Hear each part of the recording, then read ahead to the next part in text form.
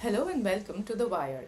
I'm Shomoshi Sharkar and I'm here to remind you of some of the most memorable tech stories that The Wire has done this year. I know we say this every year, but there are indeed years when decades happen, and 2024 was one such year, full of small developments, big developments, and seemingly insignificant but in fact enormous developments. In the very first month of the year, Prime Minister Narendra Modi announced that he will undertake rituals over a period of 11 days to prepare for the consecration ceremony of the Ram temple at Ayodhya, which is built where the Babri Masjid stood thanks to a divine aided judgment. In her analytical piece, Shravasti Dasgupta observed how the official sanction to the destruction of a mosque by an organized group heralded the end of secularism as principled distance between religion and state. The religious event at the under construction temple had enormous fanfare.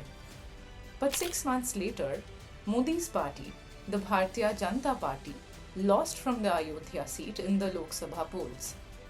The votes were still being counted when Omar Rashid rushed a quick piece in which he noted that this was a symbolic defeat of the Saffron Party's project of pitting marginalized Hindu castes, including Dalits, as foot soldiers against Muslims. The Lok Sabha election results affirmed what reporters of The Wire had seen on the ground, that the time was ripe for a change in the perception of stasis since 2014.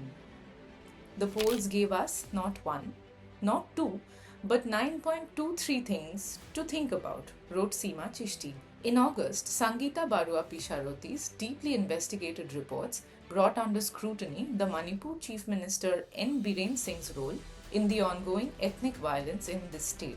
A recording, purportedly of Singh's voice, which has been placed on the record of the official commission of inquiry set up under law, suggested that Biren allegedly supported the use of lethally destructive ammunition in parts of the state last year.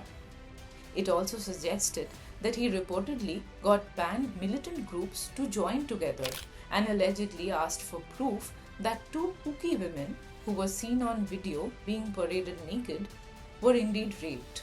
Several pieces throughout the year kept the focus of the Wire's readers on government apathy, government inaction, and government arms extending to places they should not.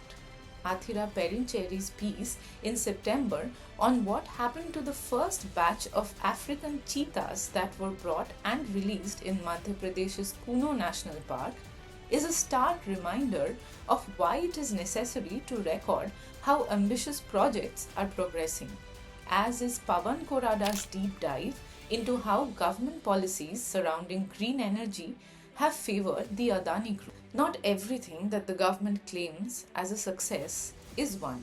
Banjot Kaur reminds this in her fact check of what is essentially old bogey on the Muslim population swell in a new bottle. In October, when the US Department of Justice named in charge to be Vikas Yadav as the Indian government official who had allegedly orchestrated a plot to assassinate pro-Khalistan separatist Gurpatwant Singh Pannu, Devirupa Mitra visited his empty flat for an idea of exactly what it held. The Wire reached Pakistan and Bhutan among neighboring countries and has kept a close watch as things move in Bangladesh. As the year was winding down, the Parliament's winter session saw a proclamation by Union Home Minister Amit Shah, which needed looking into, mainly because it was shrouded in falsehoods. And looking into it was what Ajoy Ashirwad Mahaprashastha did. Shah's speech did not just insult Dr. B.R. Ambedkar, it also peddled lies about him, his analysis found. I will end this rap with the mention of a piece that was not written this year, but the impact of which was certainly felt in 2024. You may have read Sukanya Shantha's perceptive reports on those who have the least likelihood of getting their voices heard. Throughout the year, Sukanya has done just that. But in October, the Supreme Court ruled that provisions in prison manuals across states that discriminate on the basis of caste are unconstitutional. The court was hearing the public interest litigation filed by Sukanya herself, following her investigative work on state-sanctioned caste-based discrimination and segregation in Indian prisons. The roots of this was in a piece she wrote in 2020 as part of a series on Indian prisons with our colleague Janvi Sen. On this note is a promise that we will continue to do work we deem necessary in the coming year as well. Thank you.